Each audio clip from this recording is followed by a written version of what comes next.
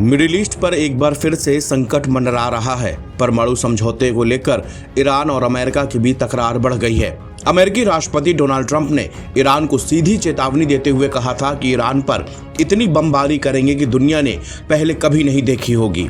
इस पर ईरान के supreme leader Ayatollah Ali Khamenei ने कहा कि अगर अमेरिका के राष्ट्रपति डोनाल्ड ट्रंप की धमकी पर अमल करता है तो उसे करारा जवाब दिया जाएगा। इससे पहले खामनेई ने साफ कर दिया था कि ईरान अमेरिका से किसी भी तरह की प्रत्यक्ष वार्ता के लिए तैयार नहीं है।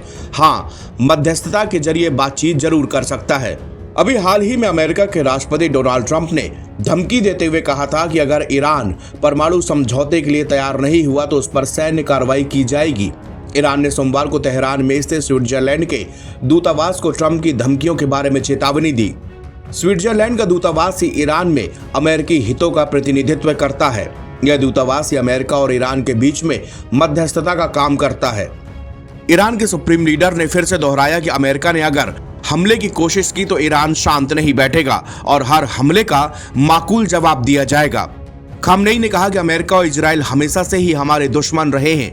वो हम पर बार बार हमला करने की धमकी देते हैं जिसकी हमें संभावना नहीं लगती, लेकिन अगर वो कोई शरारत करते हैं तो उन्हें निश्चित रूप से करारा जवाब देना पड़ेगा। उन्होंने कहा कि अगर वो पिछले वर्षों की तरह देश के अंदर देशद्रोह करने की सोच रहे हैं तो ईरानी लोग खुद उनसे निपट लेंगे। ईरानी अधिकारियों ने हाल ही में हुई देश में अशांति के लिए पश्चिमी देशों को जिम्मेदार ठहराया है। इसमें हिजाब नियमों का उल्लंघन करने के आरोप में हिरासत में ली गई एक युवती महसा अमीनी की हिरासत की मौत पर 2022-23 के विरोध प्रदर्शन और ईंधन की कीमतों में बढ़ोतरी को लेकर 2019 में देशव्यापी विरोध प्रदर्शन शामिल है। पिछले हफ्ते ईरान ने अमेरिकी पत्र का जवाब दिया था।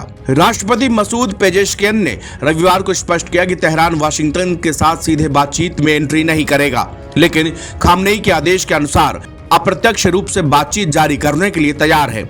विदेश मंत्रालय के प्रवक्ता इस्माइल बाघई ने सोमवार को ट्वीट किया कि ईरान के खिलाफ किसी भी राष्ट्राध्यक्ष द्वारा बमबारी की खुली धमकी अंतर्राष्ट्रीय शांति और सुरक्षा के मूल तत्व को चौंकाने वाला है। उन्होंने कहा कि हिंसा से हिंसा पैदा होती है और शांति से शांति पैदा होती है।